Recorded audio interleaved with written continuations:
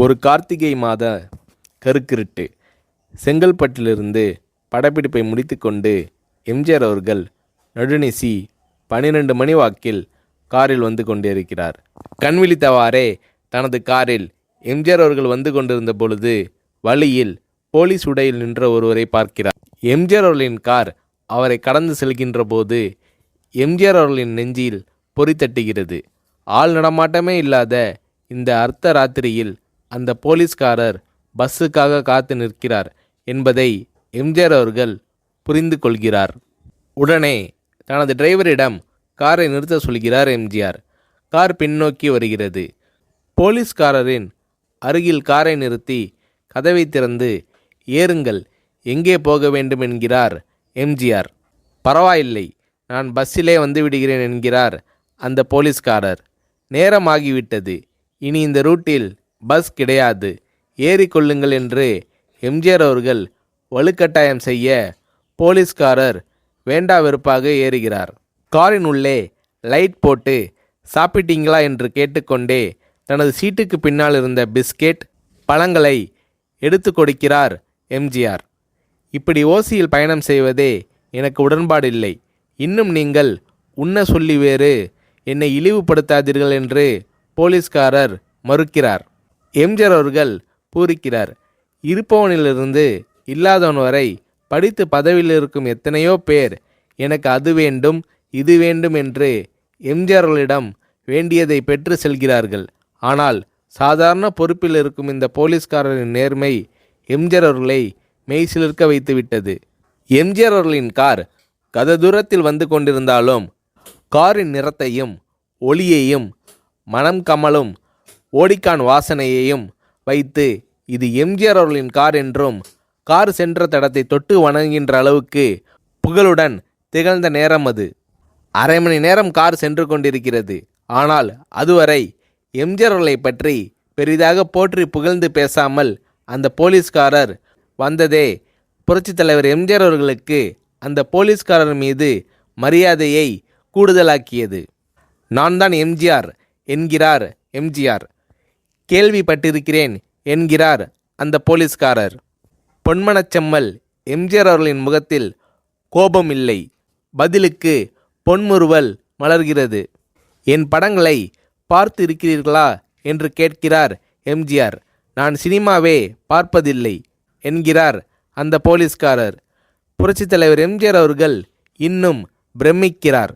இப்போது கார் சத்தத்தை தவிர ஒரே நிசப்தம். போலீஸ்காரர் தனது வீட்டிற்கு 1/2 கிலோமீட்டர் தூரத்திற்கு முன்பே காரை நிறுத்த சொல்லி இங்கேயே இறங்கிக் கொள்கிறேன் என்கிறார்.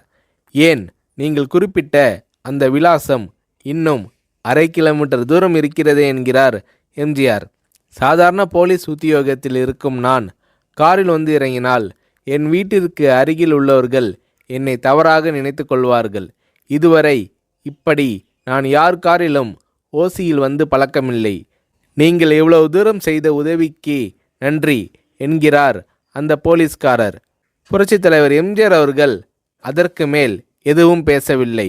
அவர் எந்த போலீஸ் ஸ்டேஷனில் பணிபுரிகிறார் என்பதை மட்டும் கேட்டு தெரிந்து கொண்டு கிளம்புகிறார். அடுத்த நாள் செங்கல்பட்டு போலீஸ் ஸ்டேஷனுக்கு ஃபோன் செய்து நான் எம்ஜிஆர் பேசுகிறேன் என்கிறார் எம்ஜிஆர். ஃபோனை எடுத்த டிஎஸ்பி உதறலோடும் உற்சாகத்தோடும் தலைவரே வணக்கம் என்கிறார். இரவு சந்தித்த போலீஸ்காரரை பற்றி விசாரிக்கிறார் எம்ஜிஆர். அந்த டிஎஸ்பி சொல்கிறார், நீங்கள் குறிப்பிடும் அவர் இன்று விடுப்பில் இருக்கிறார். அவர் கையூட்டு வாங்காதவர், கடமை தவறாதவர், காவல்துறையின் நேர்மைக்கு இவரே இலக்கணம்.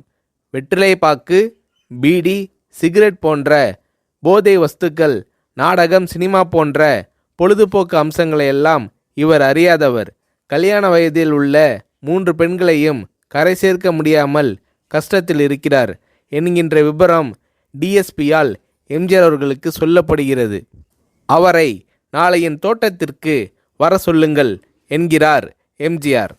கேட்டுக்கொண்ட டிஎஸ்பி உங்களோடு ஃபோனில் ஆளுக்கு ஒரு வார்த்தை பேச இன்ஸ்பெக்டர், சப் இன்ஸ்பெக்டர் உட்பட எல்லோரும் ஆசைப்படுகிறார்கள்.